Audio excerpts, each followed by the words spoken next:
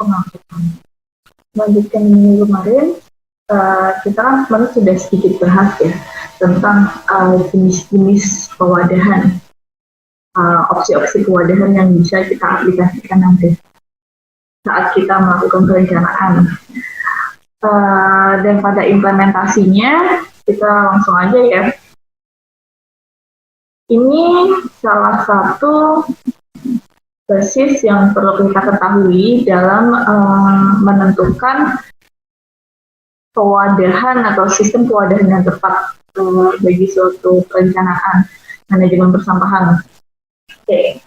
Di sini bisa teman-teman lihat beberapa jenis wadah dan kemudian volumenya, dan di sini ada kata, jiwa, dan umur teknis jangka waktu pengelolaan per tahunnya. Sebenarnya tidak hanya satu referensi saja, jadi pewadahan ini teman-teman nanti bisa cari referensi yang lain yang lebih lengkap juga. Saya minta teman-teman juga aktif nyari lewat buku yang kemarin saya rekomendasikan. Bisa pakai, saya lupa. Oke, saya lupa, nanti coba saya share bukunya. Damanhuri, Damanhuri. Bisa pakai punya Pak Damanhuri, dia itu maksimal nanti di update-nya agak lama sih, itu udah tahun 2000-an paling update ya, edisi kedua kalau nggak salah. Nanti mungkin kalau ada referensi yang lain bisa dicari dan silakan di-share bareng-bareng. Oke. Di sini akan saya jelaskan sedikit. Nah, ini untuk jenis pewadahan ya. Jenis pewadahan itu nanti terkait dengan kapasitas pelayanan. Jadi seperti ini. Misalkan kita mengatur penggunaan jenis wadah yang tepat untuk suatu kawasan atau daerah, misalkan itu adalah kawasan perumahan atau permukiman biasa, kita bisa pakai yang jenisnya biasanya itu adalah tong atau drum dengan kapasitas 40 liter. Itu perhitungannya adalah 1 kakak dengan 1 sampai biasanya 4 sampai 6 jiwa, itu kita bisa pakai drum. Nah, di sini tertulis kita jangka waktu memakainya 2 sampai 3 tahun. Nah, tetapi dengan catatan itu tadi silakan dicari dengan referensi yang lain. Bisa jadi jangka waktu pemakaiannya lebih lama. Apalagi biasanya juga ada yang berupa dari ban bekas dan lain sebagainya. Itu sepertinya sih bisa lebih dari 3 tahun ya, apalagi kalau pakai drum-drum yang warna biru itu. Kemudian di sini ada kantong plastik. Nah, kantong plastik ini sebenarnya kalau ya diperuntukkan untuk pemakaian sehari-hari kurang tepat ya, tetapi bisa menjadi alternatif untuk pada kondisi-kondisi tertentu, misalkan kondisi-kondisi yang kebencanaan atau wabah seperti saat ini, misalkan di rumah sakit seperti itu. Kalau di pengungsian tentunya ini lebih efisien, kita akan hanya sekali pakai aja, dan ini bisa menampung untuk sekitar 4 sampai 6 jiwa dengan kapasitas 10 sampai 40 liter. Dan kemudian di sini ada komunal, wadah komunal. Wadah komunal itu wadah komunal. Kalau kita misalkan lihat ya, kalau teman-teman yang biasanya temui di TPS itu kan dia ada yang truk ya yang bentuknya kayak belakang truk itu bukan yang seperti itu. Jadi wadah komunal itu lebih ke kalau teman-teman mungkin menemukan tempat sampah tapi yang gede atau yang biasanya di tempat-tempat umum itu teman-teman bisa menemukan tempat sampah yang dibuat dari batu bata, semen gitu ya, yang permanen gitu, tapi di tempat umum dengan kapasitas sekian. Atau bisa juga itu bentuknya box gitu juga sih sebenarnya. Nanti hampir sama nanti dengan transfer depo ya. Nanti akan saya jelaskan lebih lanjut. Jadi untuk yang komunal ini tuh di tempat-tempat umum biasanya lebih besar dan kapasitasnya pun tentu saja untuk lebih banyak orang. Ini bermacam-macam kalau komunal itu sebenarnya. Bisa jadi nanti kalau misalkan di taman gitu ya, dia perhitungannya nggak sebesar nggak sekecil, biasanya kan kita kalau di taman kan juga lihatnya kecil-kecil ya sebenarnya, tetapi itu seenggaknya dia harus lebih besar daripada sampah untuk perumahan. Terus kemudian, nah ini perkiraan penggunanya. Nah, ini saya rasa juga seharusnya bisa lebih sama ya, tidak hanya 1-2 tahun saja, tapi tergantung karena dia penempatannya tentunya juga lebih di udara yang terbuka, jadi rentan juga. Nah ini baru kemudian kita kalau ngomongin arm roll truck, arm roll itu tuh lebih ke truk yang bisa diangkat, atau kita juga ada yang seperti itu, atau yang punya kita yang biasa aja itu dengan kapasitas yang bisa teman-teman lihat. Nah sebenarnya ini nanti kenapa penting untuk kita menentukan volume yang tepat untuk suatu kawasan atau wilayah. Jadi katakanlah kemarinnya kita udah ngomongin koefisien ya, buat misalkan suatu kawasan permukiman itu rata-ratanya per orang per harinya itu berapa, nanti kemudian kita kalikan dengan jumlah kakak atau jiwa pada kawasan itu, nanti teman-teman bisa perkiraan untuk satu daerah layanan tersebut kita mengangkut sampahnya untuk kapasitasnya berapa orang. Nah kemudian kita bisa memilih menggunakan itu untuk menentukan volume kontainer yang kita gunakan. Kenapa penting untuk kita enggak foya-foya dalam artian kita memakai dengan ukuran atau kapasitasnya sebenarnya, itu nanti selain akan berpengaruh pada RAB, tentunya juga akan memberikan pengaruh pada masa transit. Misalkan untuk suatu kawasan yang kira-kira dia butuh lebih dari 10 meter kubik, terus ternyata dia menggunakan yang 8 meter kubik karena kita salah perhitungan, itu bisa jadi akan mengacaukan rate pengambilan. Misalkan dia seharusnya bisa 1 kali pengambilan selesai, dia harus diambil 2 kali atau harinya tertunda, sehingga nanti ada masalah penumpukan sampah.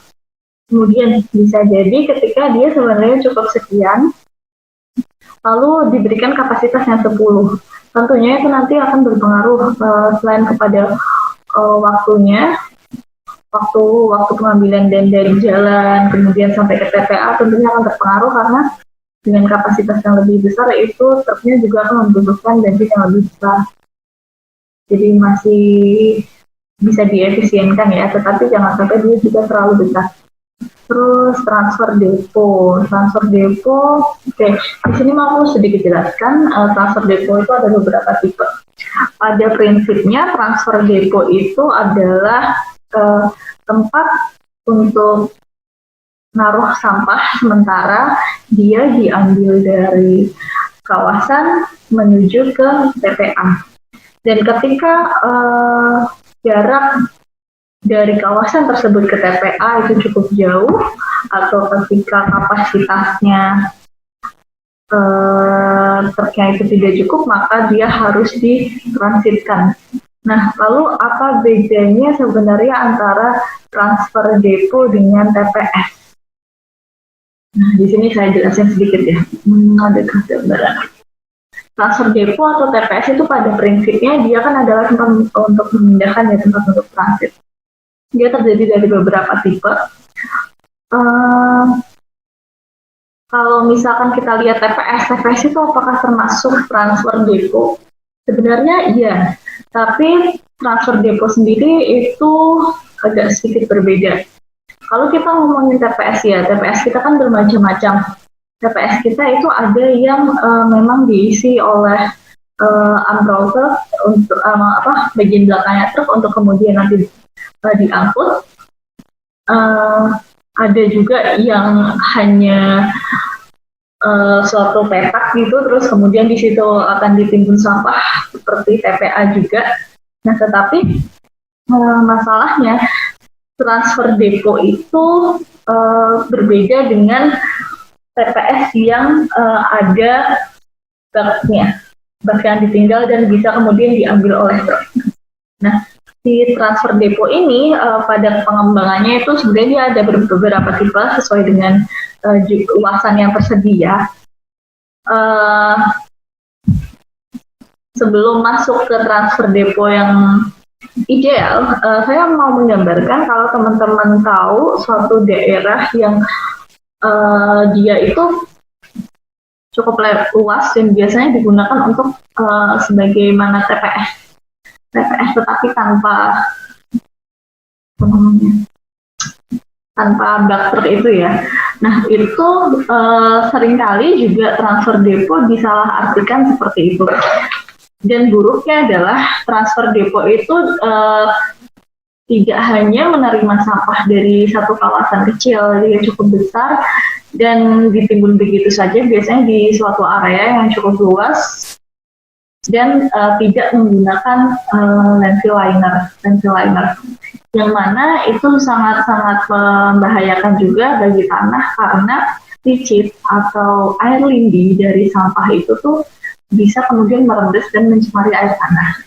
Nah, pada dasarnya transfer depo yang diharapkan sendiri itu tidak hanya sebagai tempat transit. Jadi di sini transfer depo yang bisa kita artikan adalah juga transfer depo yang serupa dengan TPST, dalam artian TPST. T-nya itu kan terpadu. Jadi di situ ada mekanisme pengolahan, pengomposan dan lain sebagainya. Jadi transfer depo itu idealnya dia ditujukan untuk pemilahan sampah dulu sebelum kemudian ke TPA. Jadi kalau bisa yang di TPA itu hanya sekian persen dari yang memang sampah-sampah itu yang memang sudah tidak bisa diapa-apakan lagi, tidak bisa di recycle, tidak bisa diolah, tidak bisa dikompos dan lain sebagainya. Tetapi kita belum banyak menemui transfer depo seperti itu.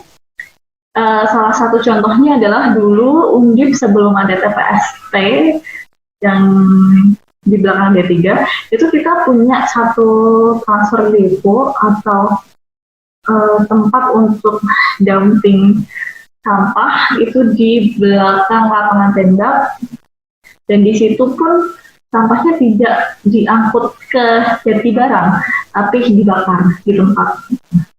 Seperti itu. Jadi kita bisa asumsikan dua jenis transfer depo dalam artian yang diharapkan dan yang sama yang masih menjadi stigma umum. Ya. Bedanya dengan TPS. Walaupun sebenarnya tujuannya transfer depo itu adalah TPS yang lebih terpadu lagi, tapi di lapangan kita masih banyak menemukan transfer depo itu yang ya itu bisa menjadi tempat terakhir sampah itu ditaruh dan kemudian ditreatment dengan pembakaran, atau memang di situ tempat untuk menaruh kalau kapasitasnya nggak besar ya, dan kemudian diambil lagi kemudian untuk dilanjutkan ke TPA.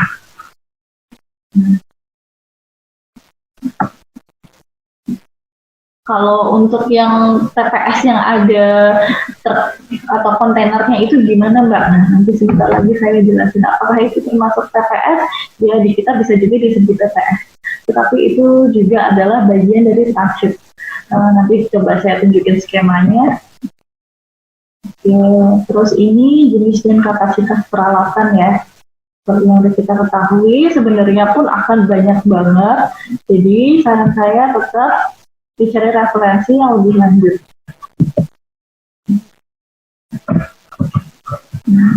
Sistem pengumpulan. Tadi seperti yang sudah saya bilang bahwa transfer depo itu gunanya adalah untuk menampung sampah itu sementara. Jadi suatu kawasan layanan yang sudah diambil ketika itu tidak memungkinkan untuk dibawa langsung ke TPA, itu biasanya akan ditempatkan di transfer depo. Nah, transfer depo bedanya dengan TPS. Nah, sebenarnya itu hampir sama. Tetapi kalau transfer depo itu sendiri diarahkan menjadi TPST, yaitu terpadu. Tetapi pada prakteknya transfer depo atau pembuangan sementara juga sering kali menjadi pembuangan akhir.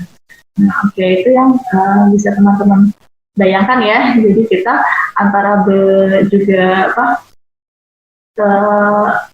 berpacu pada kaidah yang kita berpaku pada kaidah yang sebenarnya, sama juga kita harus memahami yang masih terjadi di lapangan seperti apa.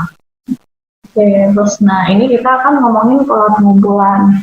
Pola pengumpulan itu gimana? Pola pengumpulan nanti kita akan bicara tentang bagaimana sistem yang berlaku sekarang ini dalam melakukan pengumpulan sampah-sampah dari kawasan atau layanan, daerah layanan.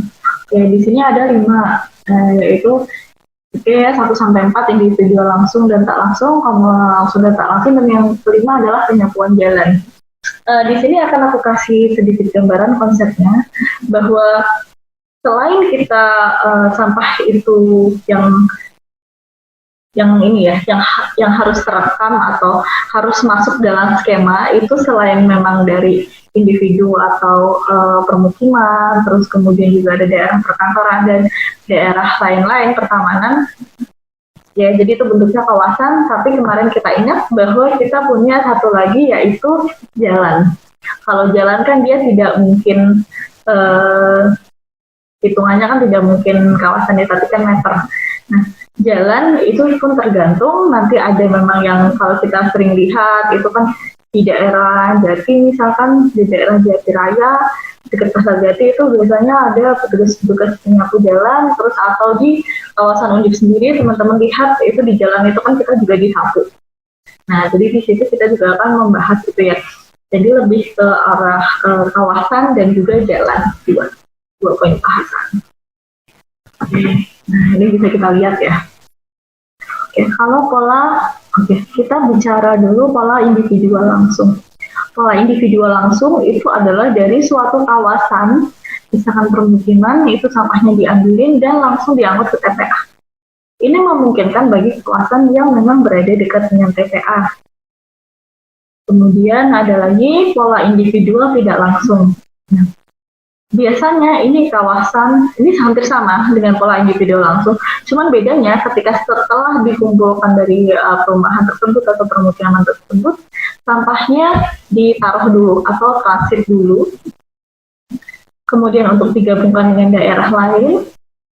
Nah, bisa jadi memang ini jaraknya tidak terlalu dekat dengan TPA, jadi dia perlu transit dulu dan kemudian diangkut lagi. Nah, kalau ini pola komunal langsung. Pola komunal langsung bedanya dengan pola individual langsung adalah di sini komunal itu masyarakatnya secara pribadi biasanya naruh sampah itu, ya, naruh sampah ini tuh langsung ke TPA atau TPS. Kayak bisa jadi itu daerah-daerah yang tidak terlayani. Di sini kita ngomongin dulu bukan orang yang sekali dua kali kita ketemu di TPS karena beliau lupa buang sampah, tapi ini pada umumnya adalah daerah-daerah yang memang tidak terlayani. Jadi pola komunal langsung ini masyarakat banyak skemanya. Satu, misalkan kawasan pedesaan, masyarakat desa itu biasanya misalkan mereka punya satu lahan yang kemudian mereka secara swadaya dan bersama menjadikan itu tempat untuk membuang sampah.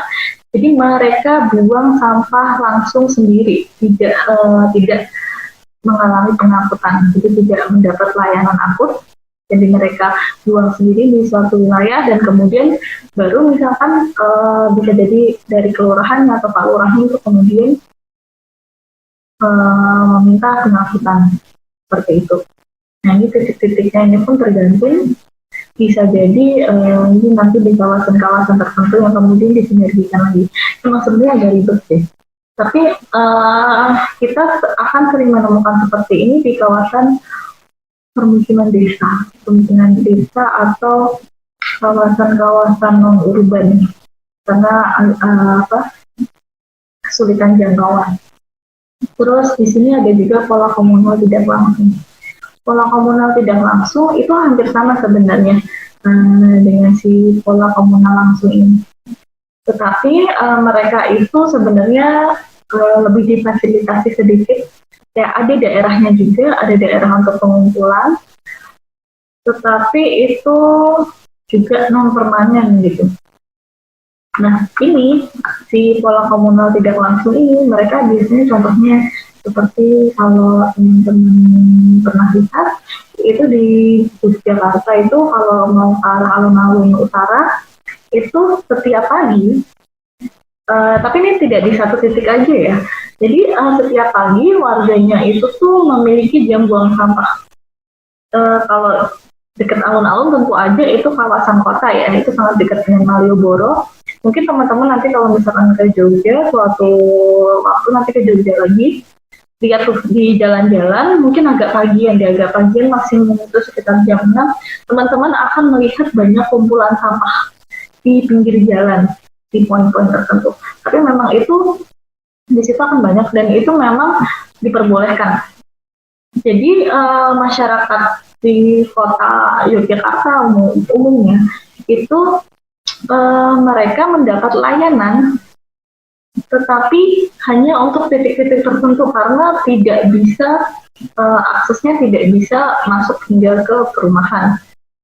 Katakanlah seperti ini. Kalau di Jogja itu jadi masyarakatnya itu memang dikasih waktu dan bebas naruh sampah di titik di jalan ini. Jadi sepanjang jalan itu biasanya ada beberapa titik. Nah itu biasanya nanti sekitar jam 6 itu pengangkut sampah akan datang dan ngebersihin semua sehingga teman-teman pun nggak akan lihat itu di siang hari. Ketika udah hilang gitu aja sama.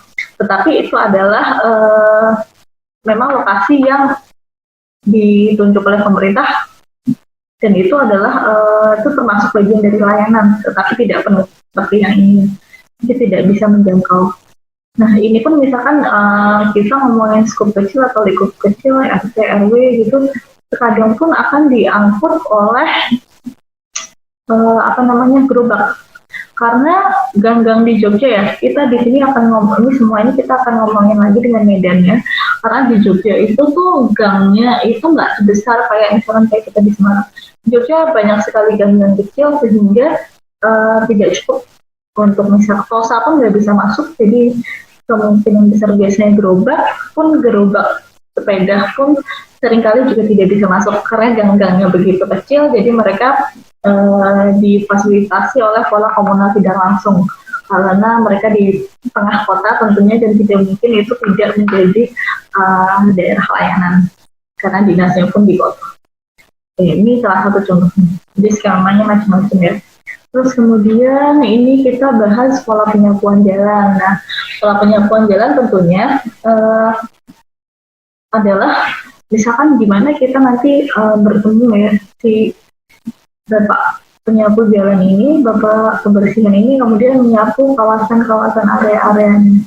Jadi sebenarnya tidak ada sistem khusus ini yang sama kayak sepanjang jalan yang disapu berdasarkan rute lalu kemudian bisa jadi ditaruh di suatu kawasan misalkan yang di situ ada TPS-nya, dan kemudian baru diangkut karena nggak mungkin langsung jalan ke TPS.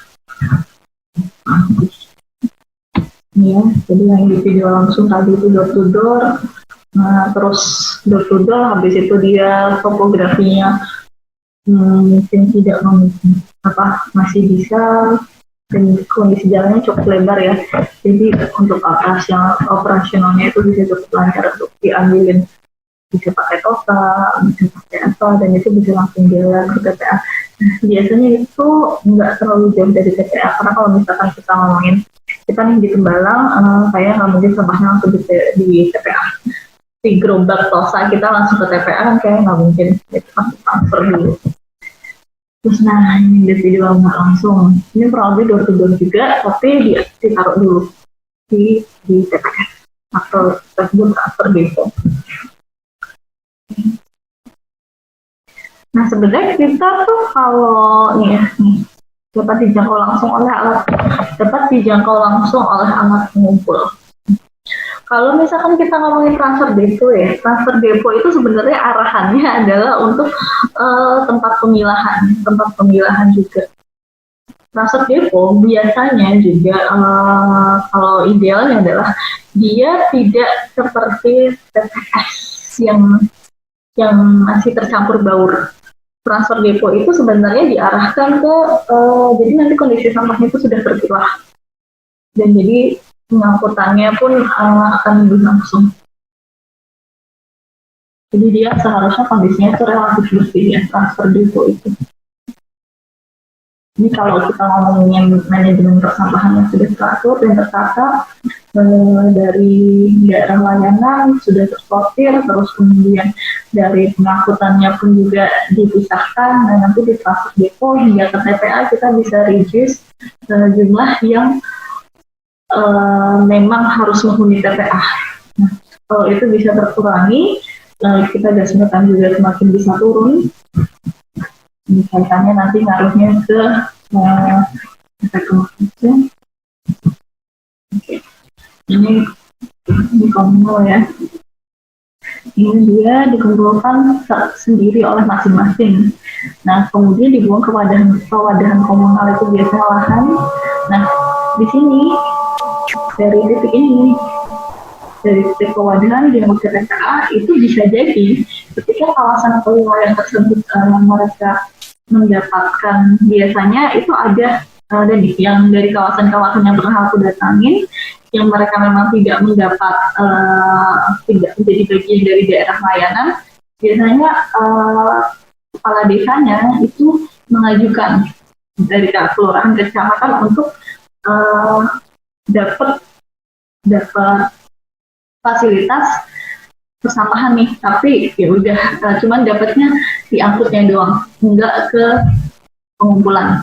Nah, terkadang kawasan atau desa yang nggak dapat itu, mereka ketika pada sampai titik pewadahan komunalnya itu, mereka ya dibakar gitu aja, karena mereka emang nggak ambil dapat dan fasilitas tanah. Dan biasanya pun banyak. Ini komunal langsung. Komunal langsung ini juga sama, dikumpulin sendiri. Nah, tapi bedanya adalah di sini memang mereka itu mendapatkan mendapatkan fasilitas ya, mendapatkan fasilitas. Apa bedanya dengan komunal langsung tadi ya? Di sini skemanya itu mungkin hampir sama, tetapi coba kita lihat di sini ya. Di sini kan ini satu peran serta masyarakat itu udah tinggi. Jadi seperti yang saya contohkan tadi di Yogyakarta kan kita bisa menaruh poin dropping sampahnya itu secara lebih teratur dan reguler. Selain karena itu lokasinya lebih dekat ya di kota dan memang ada lahan. Nah, tetapi kalau misalkan dibandingkan dengan ini kan keterjangkauan alatnya itu lebih sulit. Sekarang ini kan karena ini banyak di desa-desa daripada yang di daerah kota. Sebenarnya sama aja sih, ending-endingnya adalah diambil juga sama petugas. Tetapi komunal langsung tidak serta-merta dapat punya layanan gitu. Bisa jadi memang seperti yang saya bilang tadi di titik ini, di titik pewadahan komunal, bisa jadi mereka memang endingnya di situ gitu karena nggak terlayani. Nah, sementara kalau yang ini memang sudah ada fasilitasnya seperti itu. Jadi ini lebih ke apa namanya, masih bisa terjangkau lah. Itu tadi sama-sama keluarganya ngumpulin sendiri, atau sesekali memang masih ada yang bisa dijangkau oleh rumah. Tapi biasanya tidak yang skema paling awal tadi. Nggak semua rumah bisa, jadi mereka tetap datang sendiri ke poin untuk naruh sampah dan kemudian memang diangkut. Baru ini kita kan punya kuantitas. Ini cukup jelas ya. Nah, ini sebenarnya seru dan asik ya, misalkan kita bisa nanya langsung ke bapaknya yang dulu buangnya apakah tempatnya itu sama dengan TPA biasa, TPS biasa, itu buang dalam bangunannya, atau kalau karena kan di sini kan bak sampah terdekat ya, oke, berarti di sini tempat sampah di perumahan itu sendiri atau di dekat-dekat jalan itu sendiri. Coba nih pertanyaan, kalau gini di bank sampah terdekat, bank sampah terdekatnya itu mana? Punyanya masyarakat setempat atau bank sampah dari dinas? Cuma nanti kalau misalkan jalan-jalan lagi ya ke Pasar Jati, tuh nanti kalian pagi-pagi misalkan jam 6 gitu akan sering lihat itu bapak-bapak itu ngebuang sampah. Ada yang sorry kalau ngebuang sampah nyapu jalan, biasanya pakai baju oranye. Nah itu sih saya jarang melihat beliau-beliau itu menggunakan gerobak ya. Jadi nanti jadi deh coba ditanyakan tuh, kita nanya semua, saya juga pengen nanya itu sampahnya apa di daunnya itu kemudian dibuang kemana, dan gimana kalau jaraknya itu nggak dekat pemindahannya. Jadi setelah tadi pengangkutan di sini terus kita pemindahan.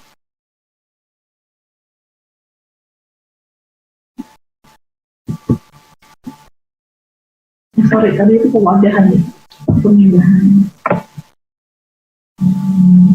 Sebenarnya kita kalau ngomongin transfer depo ya, tergantung. Jadi kan ada beberapa tipe dan memang tergantung luasan dan semakin baik biasanya fasilitasnya pun seharusnya semakin komprehensif.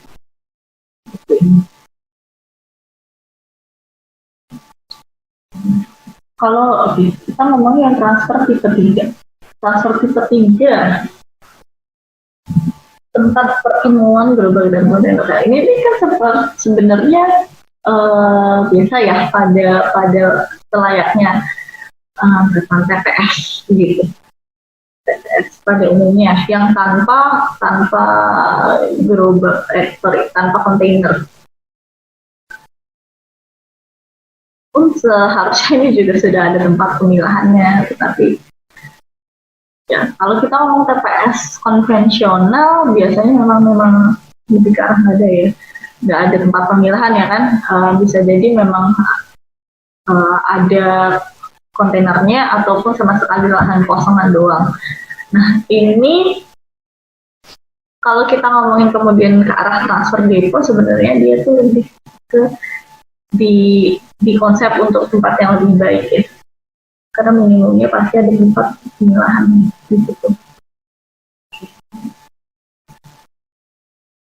Cuman ini lagi-lagi adalah biasanya konflik yang terjadi untuk kendala yang terjadi untuk pembangunan transfer depo ini adalah masalah lahan, karena perspektif yang masih belum tepat. Jadi masih asumsinya itu adalah transfer depo itu di TPS atau tempat sampah yang udah gitu aja final dan terakhir, dan itu kan biasanya kan meresahkan masyarakat, warga, jadi pada banyak yang ditolak. Nah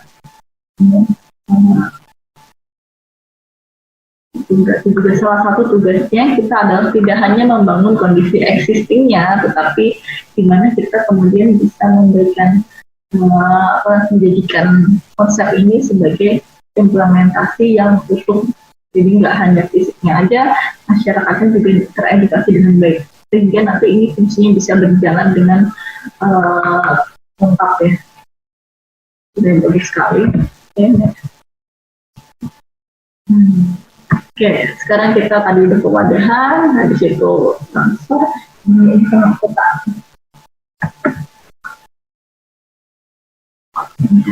Dikumpulkan di tempat penampungan sementara atau langsung dari sumber sampah ke TPA. Ini yang mana tadi kita obrolin.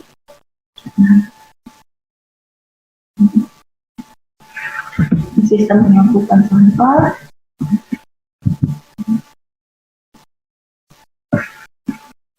Capek nanti ya. Masa berdiri ya ternyata daripada duduk. Sistem pemindahan sampah dari lokasi pembuangan sementara ke instalasi pengolahan sampah atau transfer depo tadi atau TPS atau langsung ke TPA. Nah berarti sebenarnya cukup. Kalau dari sini kan arahnya adalah idealnya berdasarkan konsep ini, pemilahan itu dilakukan sebelum sampah sampai ke TPA. Nah, kalian udah jalan-jalan juga kan ke Jatibarang? Kalau yang dulu saya dapatkan itu adalah pemilahan dan pengolahannya itu di Jatibarang. Nah, itu dari teman-teman gimana? Tapi silakan nih, aku mempersilakan teman-teman eksplor untuk menentukan mana yang lebih efisien. Sampah itu diolah dengan kita membangun transfer depo dan membangun pengertian di masyarakat mengenai fungsi transfer depo, sehingga arahannya adalah juga sebagai bagian dari edukasi, atau menempatkan memang untuk saat ini efisien pemilahan itu juga dilakukan di TPA karena sampah kita yang memang belum terolah. Nah, itu teman-teman coba silakan pilih yang mana dan kasih alasan logisnya apa. Ini tipikal. Nah, ini kalau yang ini pengakuan TPA. Nah, ini itu sebenarnya ada beberapa daerah ini bisa untuk komunal yang tadi kita di slide kedua yang kapasitasnya bisa dari 10 juta. Ini tidak tepat sebenarnya kalau ditaruh di jadi ini bukan di tempat umum ya, ini idealnya itu di transfer depo. Jadi sampah-sampah yang seperti ini itu lebih untuk pengumpulan dan kemudian pengangkutan lanjutan. Nah, jadi sampah-sampah yang sudah terpilah dimasukkan ke box-box seperti ini yang sudah terkategori. Jadi nanti per jenis. Nah, itu saya rasa kita kan bisa lebih efisien memang kalau pakai ini. Nanti lihat lagi slide yang pertama tentang transfer depo, yang dibutuhkan berapa. Oke, coba kita mau. Nah, ini pengangkut sampah yang ini berapa? Ini kira-kira 1,5 meter, 1,2 meter. Jadi banyak. Nah, ini tergantung. Kita mau pakai jenis yang mana, ini tentunya nanti tergantung sama daerah layanan. Tergantung sama perhitungan kita. Nah, oke. Ini yang tadi saya sebutin juga. Jadi dengan box yang ini, kalau ada lagi yang lebih custom lagi, jadi di sini akan disediakan ruang gitu untuk si truknya ini ada yang jenisnya ada kayak ada tangannya gitu. Jadi di sini dia bisa masuk kayak saku gitu, kayak kantong terus. Jadi truknya itu akan nyampe si kotak kuning itu tadi dan kemudian ditumpahkan ke dalamnya. Jadi lebih rapi, nggak perlu tenaga manusia. Ini jenis-jenis angkutan sampahnya ya. Beberapa lagi saya sarankan teman-teman untuk saya referensi jadi bahan dari saya.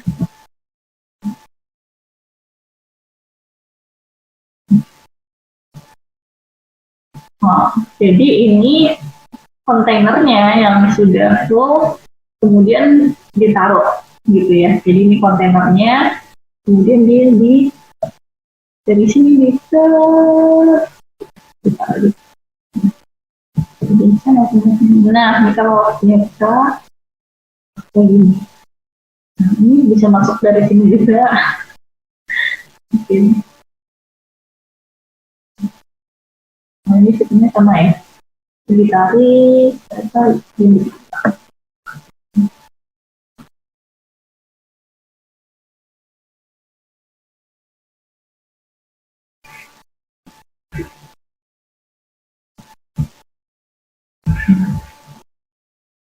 Posisi tentang teleponnya.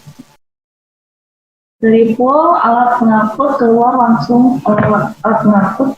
yang di lokasi pemindahan untuk mengecek langsung berdasarkan.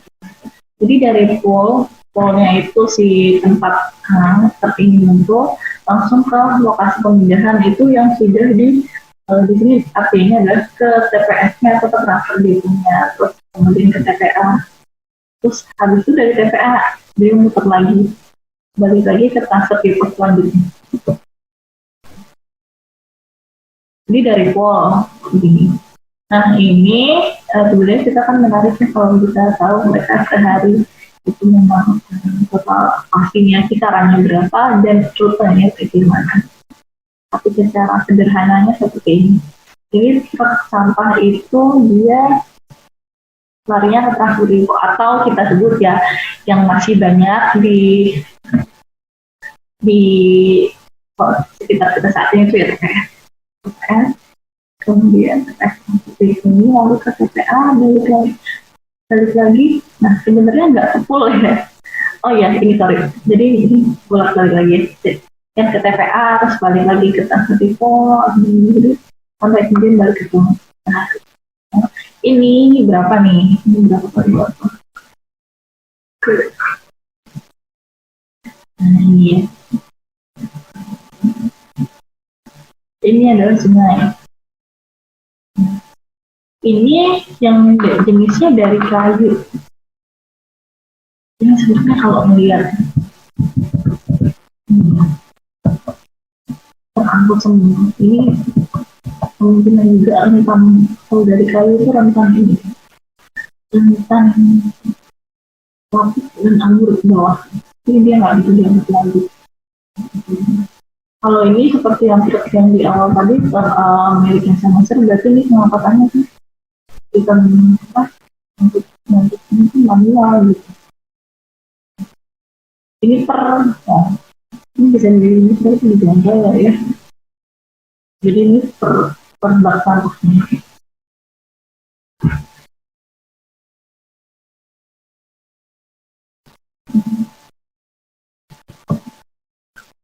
Nah,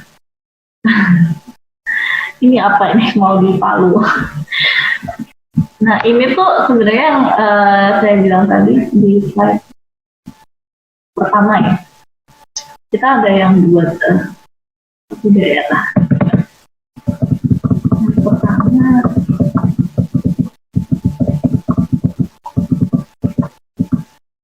ini The Homeland. Mode Homeland. Seringkali kita dulu masih menemukan yang seperti ini ya. Yang seperti ini. Terus kemudian ya ini alternatif lain lagi sih. Jadi ini menarik. Saya juga belum pernah ketemu ini di Semarang sebenarnya. Jadi ini mungkin ngetem ya sistemnya. Ngetem berapa lama atau mendekati kawasan-kawasan yang sedang kawasan-kawasan yang memang lagi ramai gitu. Jadi daripada kita yang dekat ke tempat sampahnya yang dekat ke kita. Kayaknya menarik nih untuk dikulik lebih lanjut ini ada di mana.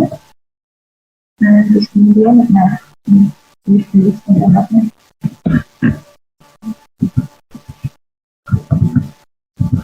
Kontainer yang diangkat, kontainer yang diganti, sama kontainer tetap. Kontainer yang diangkat. Oke, jadi sistemnya kontainernya itu di drop ya, diinepin gitu. Besoknya kita bawa, kita balik lagi. Kontainer yang diganti.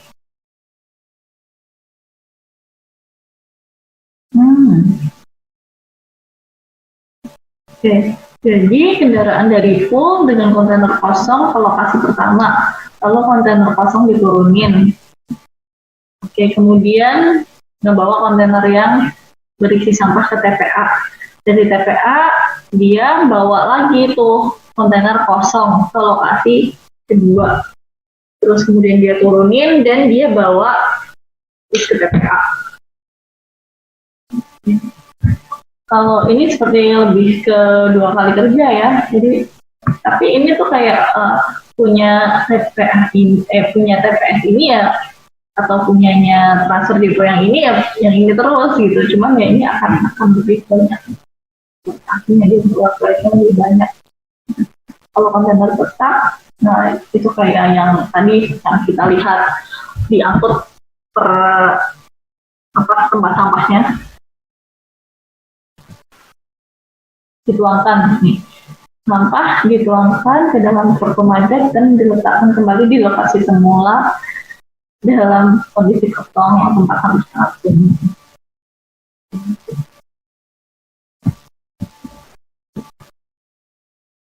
Kalian itu kontainer yang ya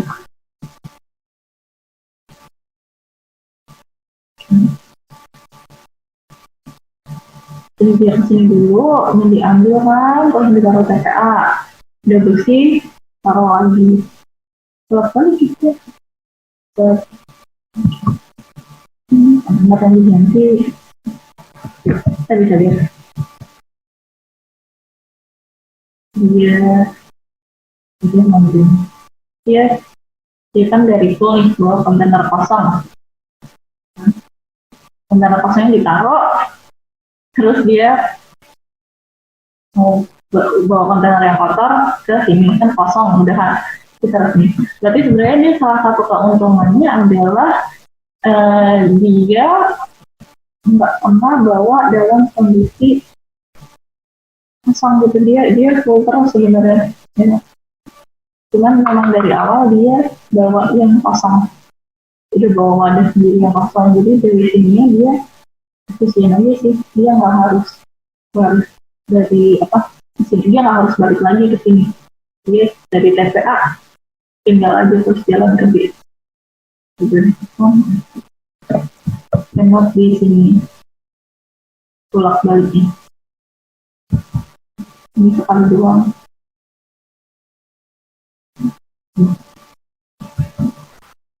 Kalau yang ini kontainer kotak, dia pertama dari full terus di jalan, jadi itu kan ngisi habis itu dia kepul lagi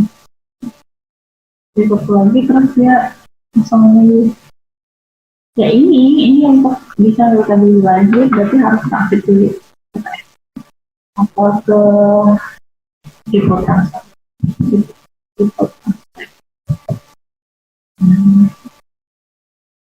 Kita melakukannya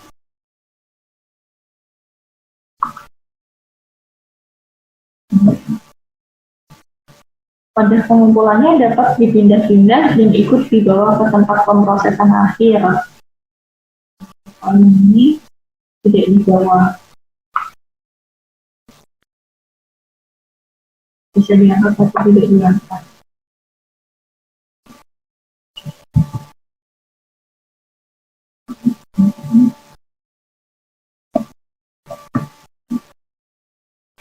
Nah, ini tuh nanti ada rumus perhitungannya juga kita untuk menghitung efisiensinya.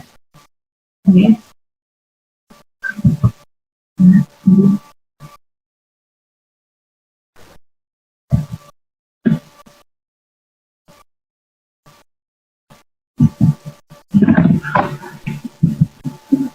Nah, untuk perhitungan ini juga nanti kita akan bahas bersama di kelas pengambilan data buat kita bikin perhitungan kesalahannya. Kan kemarin tulis itu sebenarnya buat pasca UT, tapi karena ini kita kemudian lagi kosong, nah kita coba melanjutin materi itu dulu jadi supaya lebih ringan. Nah, kurang lebih gitu ya. Satu, tugas dari saya buat kelas A adalah memberikan alasan, karena ini nanti videonya buat semua. Untuk kelas B yang sudah saya kasih tugas, tidak perlu memperbaharui tugasnya, tetap menggunakan yang itu, tapi tugas ini adalah untuk kelas A dan kelas C nanti adalah untuk